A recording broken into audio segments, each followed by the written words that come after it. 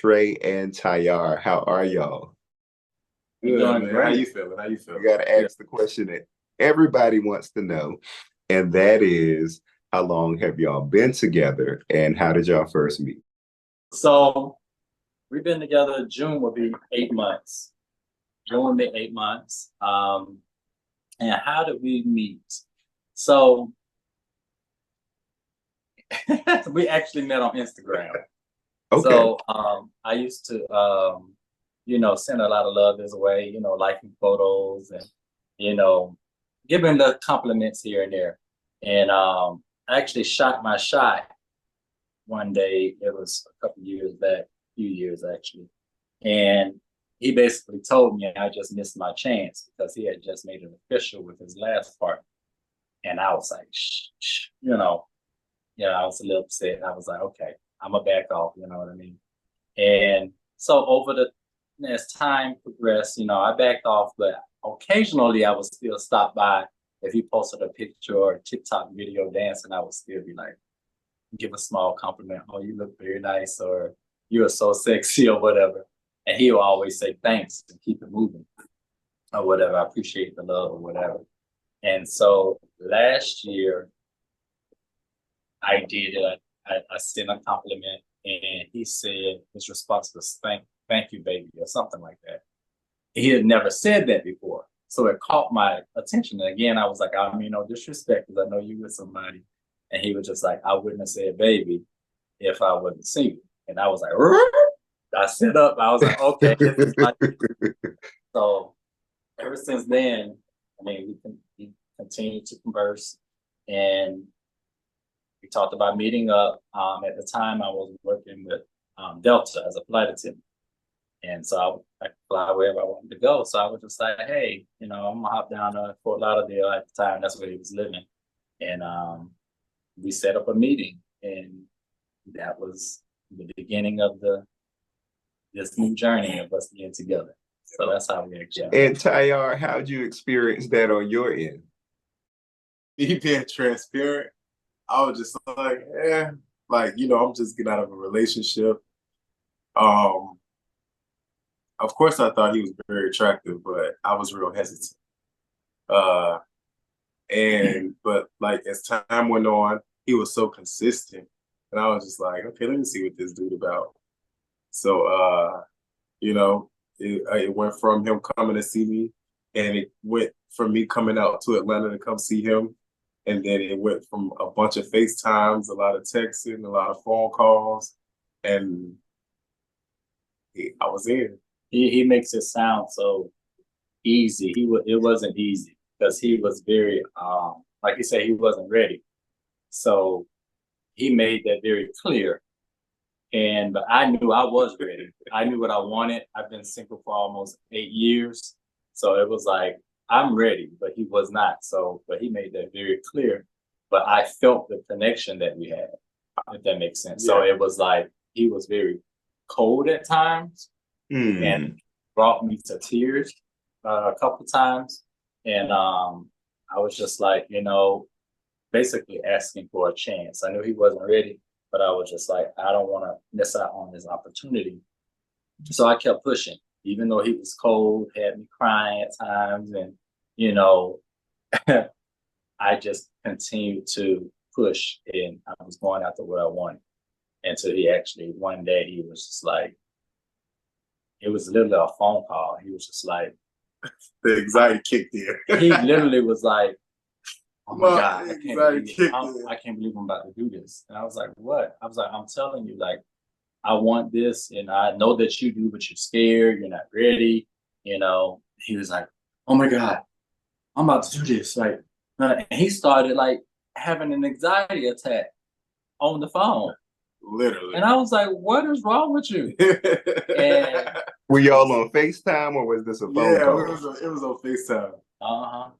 And he said it. He was just like, so he asked me a few questions. He was like, do you promise to always be honest?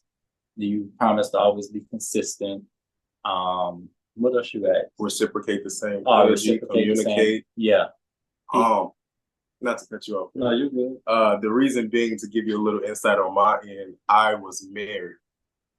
So I had moved from Vegas to move to Pompano Beach, Florida with my ex-husband. And that relationship, I wouldn't say it was bad, but it was a headache for those reasons: communication, reciprocation, and consistency. And so I was just like, I ain't even been single this long. I'm about to hop right into another relationship. He want me to move to Atlanta. I don't know what your intentions are.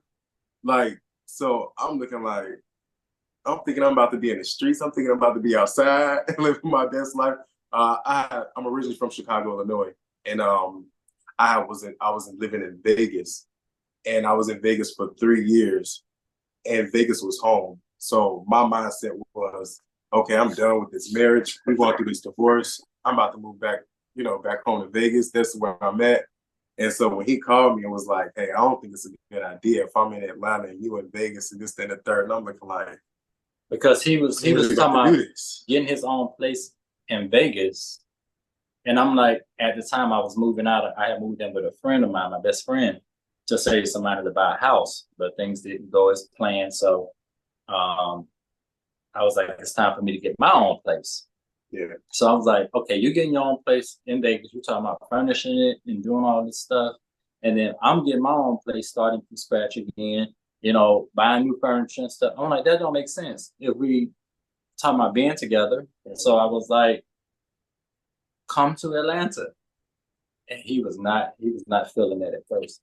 I was like, but it makes more sense. I'm like, we're talking about being together and stuff. So I was like, come on, just come on, pack this stuff and come on. And yeah, I was stereotyped because I'm like, this nigga from Atlanta. Right. Right.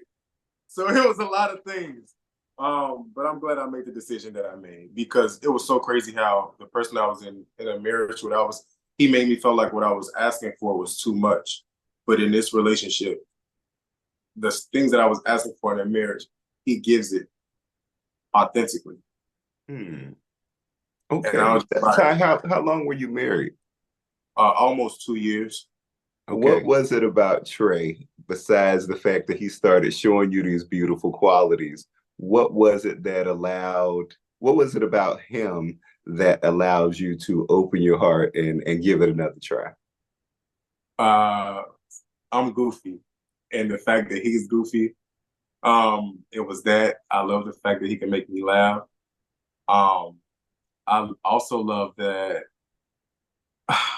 Stop with that. Because I tell him all the time, but no, it was his overall personality. He's genuinely sweet.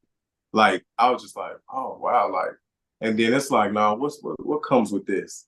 But he's just an overall sweet person.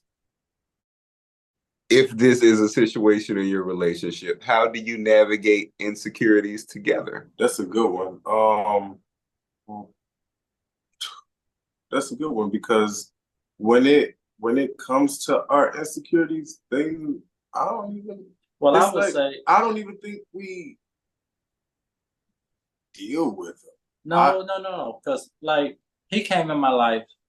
A lot of people, I put it out there that I was dealing with sciatica issues and stuff. So like, I'm used to being very outgoing, working out all the time, like hopping around the house, damn near turning flips and cartwheels in the house. Like, that's just me, just very energetic.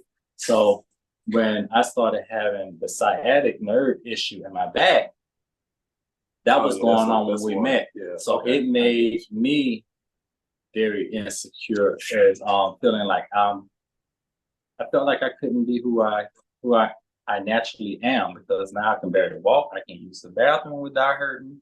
I can't put on my shoes and socks. Like, everything was hurting. He couldn't go to the gym as much as he wanted. Once he moved here, he helped me navigate that, because like literally I would wake up 3 o'clock in the morning. I had a massage table in the front room.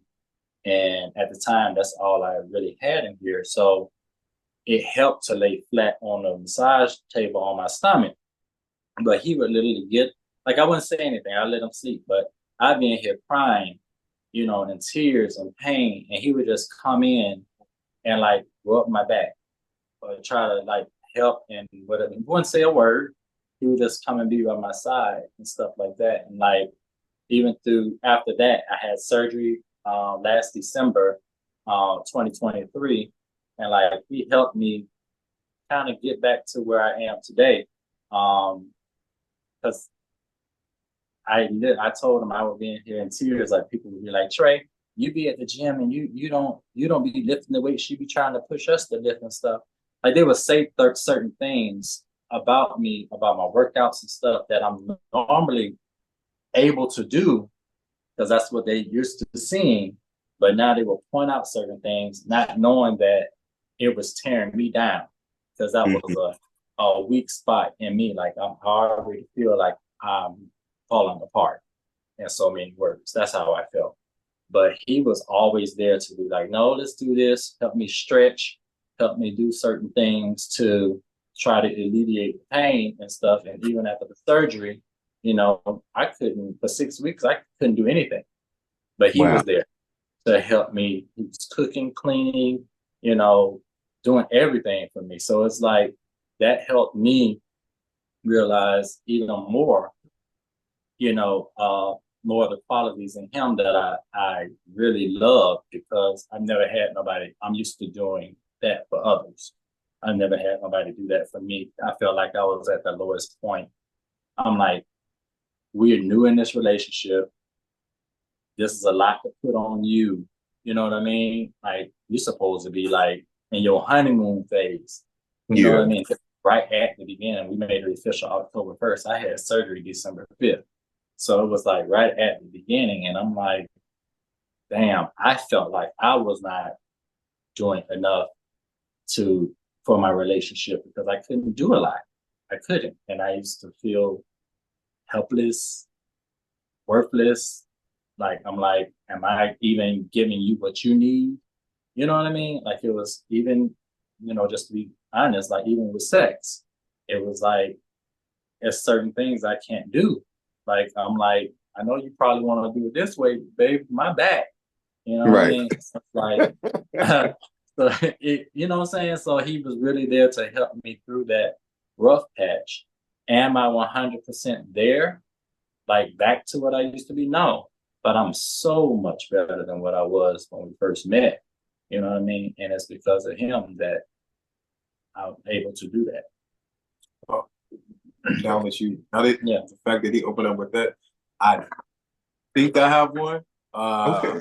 I'm pretty sure it is one. So I'm gonna give you a little insight, and then So my past relationships, I'm the type of person that I'm very open as long as you communicate, as I've verbalized earlier.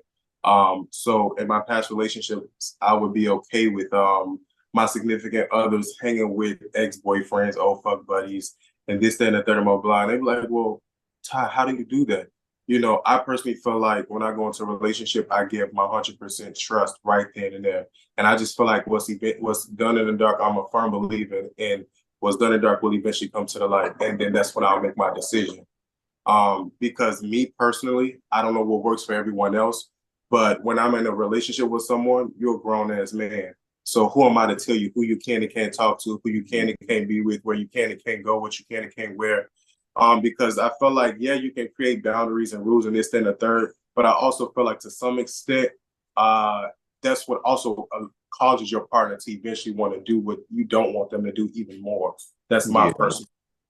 So when I got with Trey, he's very friendly, and so I felt like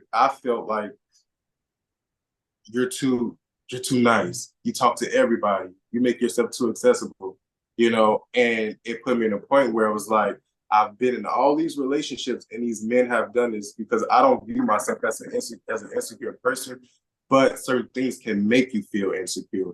Yeah. You see what I'm saying? And then so when he like, hey, I like your shirt. Oh, you know, this, that, third, blah, blah. Because he's just a social butterfly. And he had to really sit me down and say, hey, babe, I'm from the South. You know, this is how I was raised. You know, this is who I am. I need you to X, Y, and Z, blah, blah, blah. And I was like, okay. And I'm not gonna lie, it didn't change overnight. Because I still get him some punch back, you know, every now and then. But I'm now in a place where I can joke about it, but sometimes I feel like I can't even joke about it because he'll be like, "No, nigga, you was serious." But I'm in a place now where I'm like, okay. Okay, what got you to that place? For one, me not wanting to lose someone that has never given me a reason to even think that he would do that. Like, he doesn't move sneakingly. He makes me feel secure. He's literally in front of me 24/7. Sometimes I gotta be like, okay, let me, But he shows me every day it's me. And he reminds me like I've been single for 7 years. I ain't got time to play those games. I've been there, done that. I done had my fun, X, Y, and Z. I'm ready to settle the fuck down. You know what I'm saying? So I was just like, okay. And then I'm all about actions because people can do all of this, but they actions don't add up. But all of his actions has added up with his words. Are y'all monogamous? Yes. Okay, how do y'all maintain that? Especially living in a city like Atlanta, where I'm pretty sure both of y'all get y'all share of the boys throwing themselves at y'all. Mm-hmm. Yeah. I mean, we just keep it spicy. We have fun. We keep it spontaneous. We had that discussion at the beginning because I think both of us have the same mindset. As time goes on, of course, we will talk about things that may have changed. And at that time, if things, if we both agree, whatever works for us, we'll move in that direction. So we started off as monogamous because, we want to make sure our foundation is strong. Yeah. That's the first thing we want to focus on is our foundation. And once your foundation is secure, if you want to explore other options, later down the line, then that's when we'll have that discussion and move in that direction. But as far as now, it's like the focus is the foundation, So the way we maintain that is just continuing to, communicate and we cater to each other's love language. I love him how he loves me how I love to be loved, and it works. Okay. Because it took a lot for me to let down a lot of walls because Trey is like he's real dominant like me. So I'm not used to a man opening up my door or leading the way, grabbing my hand or wrapping a hand around my waist or smacking me on the ass or, doing stuff like that. So it was an adjustment. It was, like I said, like at the beginning, it was very you was getting to know each other, more like, because when I would do it, he would push me away. Like, what you doing? And I was like, nigga, you need to relax. Like, chill out. Right. I'm gonna do that. And that's one of the ways how we keep it up because one thing I don't want him to do is want to go smack on somebody else's hand. So, wrap his arm around somebody. We have to get into the next part of the conversation, which is the obvious.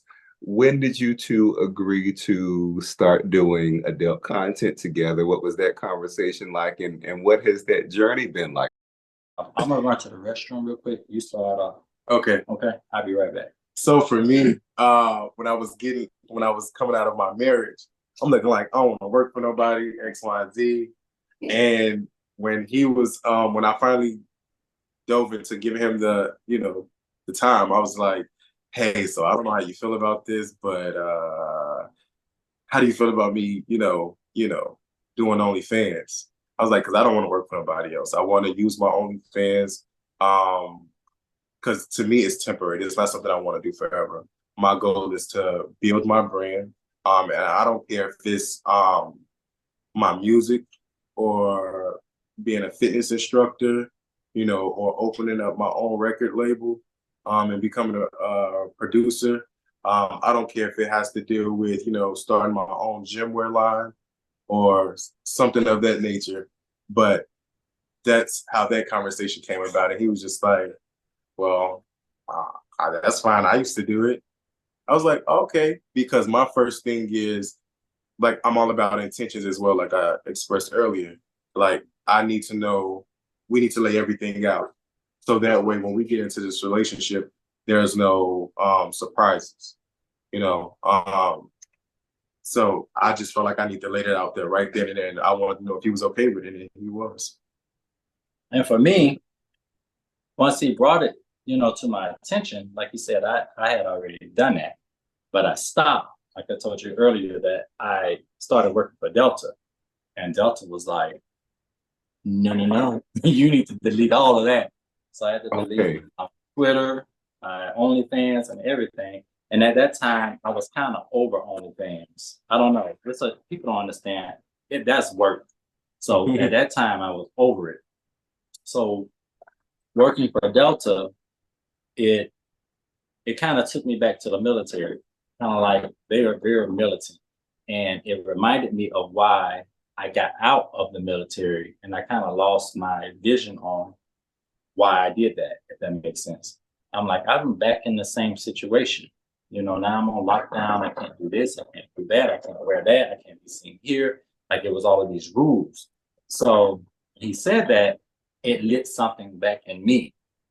I was like, oh, wow, I missed that life. Like, literally, it was like replaying in my head. I was like, I was free. I was making more money than on what I'm making over here with Delta, and now I'm on lockdown. So when he said it, I was like, okay, my first concern was, I was like, I've been there, done that, and I know how this works. I'm like, you're gonna make money. That's what my concern. I was like, you're gonna make money, but I know how, with some others that I have gotten started with OnlyFans, I'm like, they lost their vision. They said what they wanted to do, then they get caught up in that. Then they start doing any and everything. Nothing against that. But when I talked to them, I'm like, well, you said you didn't want to do this, this, this, and this, and you're doing all of this. If that makes sense. So that was my concern for him. I'm like, okay, now we're in a relationship. I'm like, I don't want you around here fucking everybody. Like, not that he was even considering that, but seeing what I've seen with other people, I was just like, I didn't know where he was going to go with it once he started seeing that cash flow coming in.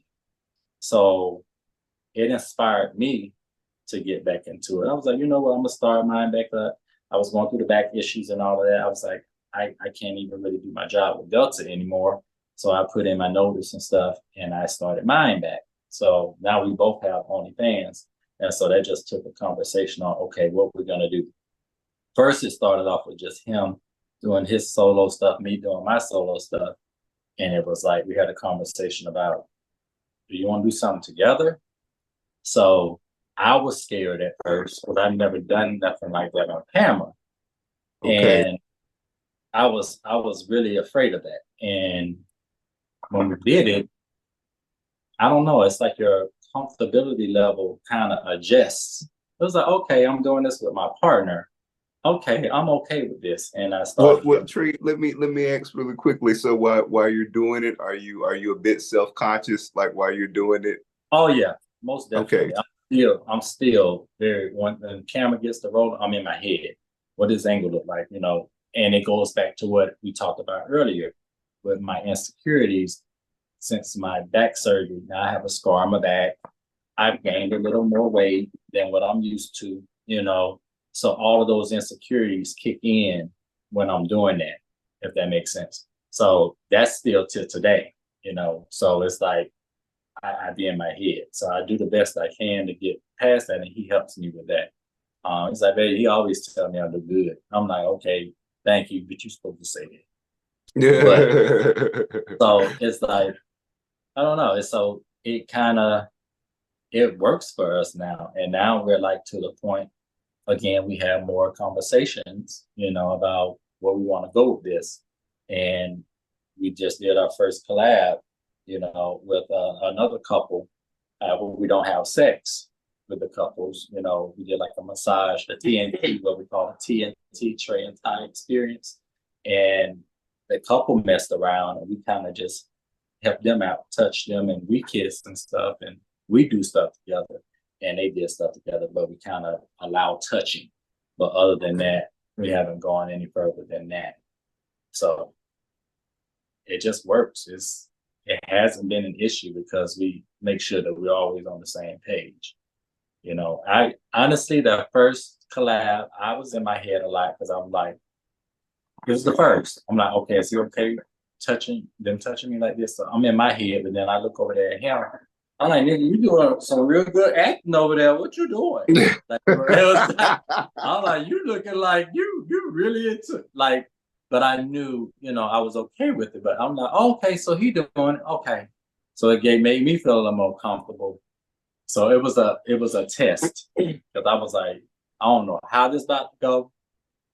We're gonna try it, and it was a success. So yeah, but until you're in that situation, like how are you really gonna feel? Yeah, because I've seen other couples that are content creators like fall out or have arguments or this, then, the third, or something that they've agreed to, and then at the last minute, but not dealing with us. Like me just being out and having conversation or just witnessing, and I'd be like, oh, okay. You really have to be. Like we talk about that foundation. You really have to make sure that that foundation is good and y'all really talk about everything, ahead of time. Because even if you talk about it and you think you're on the same page, until you're in that situation, if you're not on the same page, it's gonna fall apart. So the fact that we were on the same page, it was a touchy area, but at least we're like, okay, we're watching each other. I'm looking, I'm like, good. You okay. Yeah, we was always checking up on each other. I was like, baby, you all right? We were comfortable. Like it just worked. What made you too comfortable enough to collaborate with another couple? I was waiting on him. Okay. And I say that because, like I said, I had an OnlyFans before. I didn't ever collab sexually with anyone, but I had collabed with the couple before, but only with one of the members of the the couple, only one of them I collabed with. And it was kind of similar. So I'm like, I'm okay collabing. I wasn't sure how he was going to be because he doesn't like me being touched and stuff like that. Like we talk about, like he's like a freaking bulldog. Like, see somebody touch me, I don't know what he's going to do. So it's like, I don't know how he's going to be in this situation. So when he came to me, brought the conversation to me and was like, hey, how do you feel about X, Y, and Z? We do X, Y, and Z, and I'm okay with this, but not okay with that. And I was like, oh, okay. It was very like, okay, if you say, okay. And what was so ironic about that was after I brought that up, because the reason why I brought it up, because OnlyFans is a job. People want to see more. They want to see something different. And they kept asking and requesting, and it was ironic how the couple ended up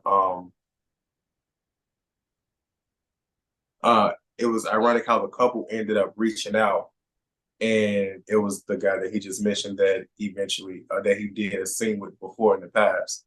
And I was just like, okay, I'm down. The first couple times I did it, but I think about around the third time he asked, I believe, that's when I was like, okay, let's get this money. So being a couple who creates content for public consumption, how do you keep a balance between your own intimate, life in the bedroom versus what you give the public to see? That's funny you asked that because we've had that conversation. He brought it up. He was just like, he felt. You can explain better. At first, he felt like it was interfering because we would plan our sex with each other according to when we had to shoot. He was like, because he would be like, he would want to have sex or whatever. And I was, we got to shoot tomorrow. Like, so I would literally be like, no, we got to, depending on what we're going to do on camera, I might be a little sore or whatever, whatever. So it's like, well, we got to save that to tomorrow. Now we're shooting on camera. And then, now I don't want to have sex, with just us two.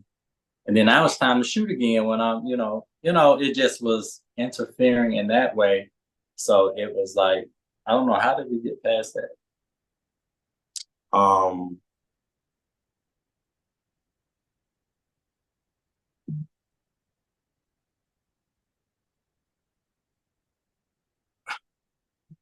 Because we definitely get we work around it. So it's like we found a way to put our intimacy in there and still being able to make our videos. Okay. And so you still are able to have an intimate experience with each other that's special and different that the public does not get to have. Right. Are your families aware of OnlyFans? Oh yeah. Yes. Mine's got sent out to my mother. Okay. And how did they deal with it? Well, it was so funny that the person that sent it out to my mother, before I even did OnlyFans, I hit him up in my family group chat and was like, hey, before y'all see it or before somebody send y'all my stuff, because I know how social media works, people can be messy, X, Y, and Z, blah, blah, blah. I'm about to do OnlyFans, and they didn't care. But that was a conversation when he brought the idea of starting the OnlyFans to me, that was a conversation I had with him. I was like, you cannot give a fuck. When you do this, you can't be worried about who knows, who may see it, who may tell. I told him that. I was like, because people have sent my stuff out on Facebook and everything. Like, you cannot care. Because if you care, you're going to be like, oh, shit, you're going to freak the fuck out. For me, so I had already told him that. For me, it wasn't so much about my family, nor it's my nieces and nephews that look up to me. Mm-hmm. That's what was hard for me. My nieces and nephews look up to me so much. Like, they literally watch my TikTok videos back to back, because I went to Columbia College. I majored in dancing. So I do hip hop, but I'm training ballet, jazz, tap, African modern, and contemporary. But I fell off the dancing scene for a minute because I did World of Dance. I've done Men's Fashion Week. I've done all type of fashion shows. I danced in this all-male group called Boys of Poison back at home in Chicago, and we did competitions and shows and stuff like that. And when TikTok came out and I started seeing these little dances and stuff like that, and I would pick out the ones that I thought were cool to me. When I would do them, they'd be like, oh, cool, oh, cool, oh, cool, oh, cool. So yeah, my biggest issue was like, they get to that point and, in that age where they're getting curious, they're asking questions. Like, even his daughter, she Googled him and saw all his model pictures and stuff like that. Like, hey, Dad, what's that? What's this? Why do you and Ty got this on? Or why y'all dressed like that? Or why? And I'm like, oh, snap. Luckily, no OnlyFans stuff came. Yeah, but those were, when it comes to that, I was concerned about my nieces and nephews and my grandparents. But now that's my nieces and nephews have not seen it yet, thank God. And my grandparents, they just don't know. Okay. As far as my people, everybody else. I don't know if my people know or not. I know the older generation, they're not on social media and stuff like that. No one has ever said anything to me about it, but like I told them, I had a stalker at one point, and apparently he was subscribed to my OnlyFans, and like I would answer texts and not phone calls, but texts and DMs and stuff that they would send. So they started threatening me. I'm gonna send your stuff out to all your people, and they literally went through my Facebook and sent like videos underneath my posts of my OnlyFans, like to people. So they sent to people at my gym, so like people at my gym, they would come to me like, hey, Trey, I got such and such. And they're like, hey, do we need to get together and like go handle this? I was like, no, I just sent out a message. I was like, I'm so sorry, everybody who received that, and I explained the situation. Everybody was just like, cool, that actually came to me and told me. But none of my family members ever said anything. If they do know, at this point, I don't care. Like, I take care of myself. Again, like he said, I've thought about my daughter, and I have one biological daughter and two additional daughters. My baby mom is married to another female, and she has two kids, and they call me daddy. So I think about them finding out, but me and my baby mama talk, and we just have to, as they get older, like explain, hey, this is what it is, kind of like, have conversations with them so that they know. I mean, just do the best we can about explaining it to them and letting them know this is how we're creating the life that you have. Like, you know, I mean, that's the best way we can. And how do you deal with the stigma, the judgment, and the criticism? Because obviously people are paying for it, but at the same time, you deal with a lot of stigmatization and criticism and judgment. So how do y'all deal with that? Oh, me personally, I just have no fucks to give. I don't care. It don't bother me. There was just one cat that was constantly poking at us, and I left it alone. And I eventually caught myself doing what I said I'd never do. And I took 2 pictures of this man, or I think one, and I posted on my Facebook. And I think it was because now at this point, it's not that you are talking about us, because we have a lot of people that's talking good and bad. I think it's the fact that you're constantly posting us. So now to me, at one point, it felt personal. Mm-hmm. You know, you drop our location, you doing all of this weird stuff, and it's just like, what is your problem? So at that point, I did feel like I had to step in. But other than that, me, I don't pay no mind. I don't let it bother me. It doesn't. What I will say is it gives me anxiety to the point where I don't want to go into the gay community because there's so much hate on there. And the stuff that's happening in this world today, I don't know what anybody is up to. I don't know where their heads are at. And my first thing, and the first thing in my mind is observation. So like when we go into the gay community or we want to go to a gay club, bar, lounge, I can't even enjoy myself because I got to be posted up like a bodyguard to make sure ain't nobody running up behind me or my significant other. Yeah. So I feel like I'm always on protection mode. As far as me, like I really I don't care, but all we can do is just I say to always just move in a positive light, even with the type of content that we shoot. Like the subscribers, like what sets us apart is that they say it's done with like, what's the word? It's not raunchy. It's not, we try to put out good stuff that looks good. It's not like what some people want us to do, slut each other out and stuff like we're not doing like raunchy stuff. They look at it like lovemaking. With your partner, you know, this is what we're doing together. We're just allowing you to watch. So just to continue to always put nothing but good energy out in the universe, always try to present ourselves in a positive light, and the rest will fall in place. You know what I mean? And, you know, the negative criticism we get, let it stay there, because people, like I said, it just brings more people. The subscriptions start going up. Like, keep talking. Just keep talking. Because those same people that's under your post, they're like, oh, let me go find out what they're talking about. Blue, another subscription. Thank you so much. Right. And even if appreciate it. And even if they want to hop on that bandwagon and pay, like you said, you're subscribing just to see or just to be nosy. Yeah. Yeah. And then some of them will be hating, and then once they see it, they like, whoa, I don't know what y'all talking about. These motherfuckers fine. You know what I'm saying? And now we also don't gain followers. Yeah, this is obviously a partnership. Are you guys working on any other business ventures together? That leads us into what we're doing now. Like, we recently had a conversation about starting a business. Like, as you see, we're smoking on a hookah. I didn't do this. I only did it like occasionally before I met him. Then when I got with him, he was a hookah head.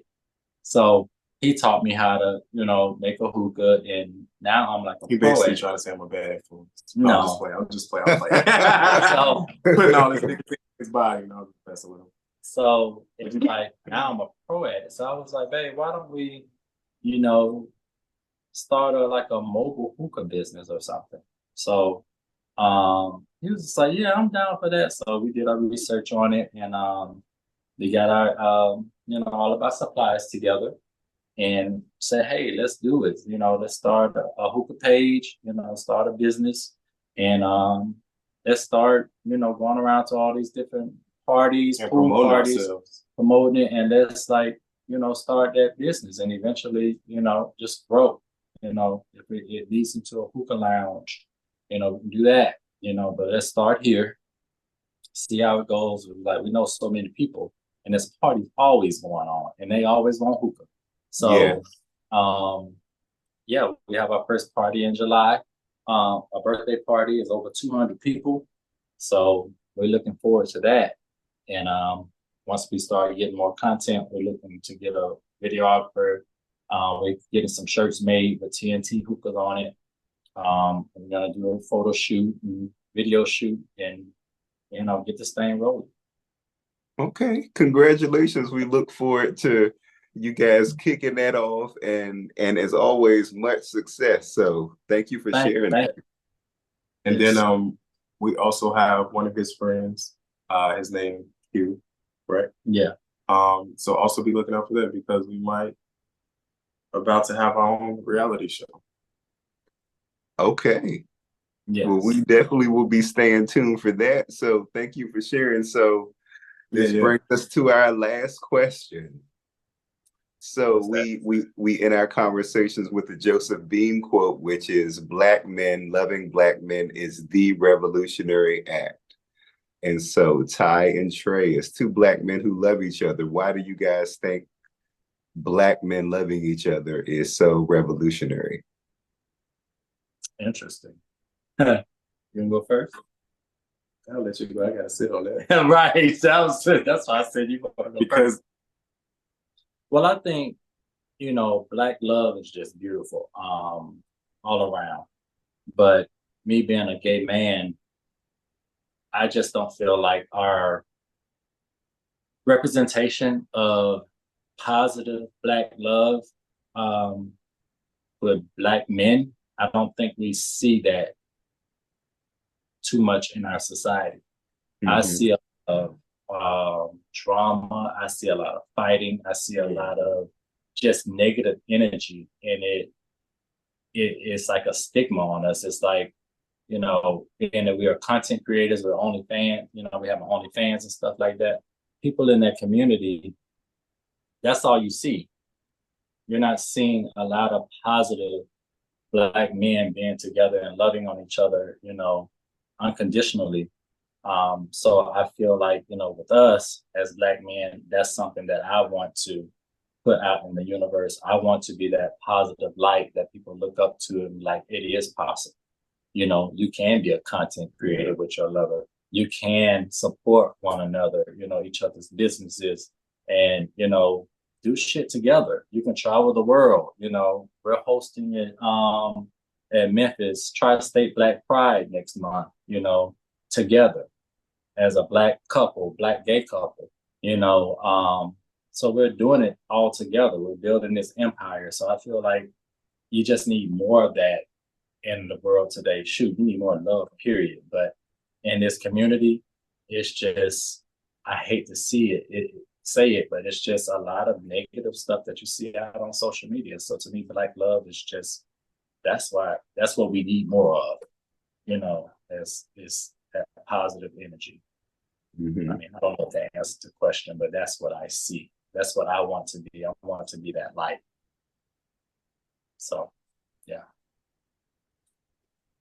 You have anything to add to it? you said everything.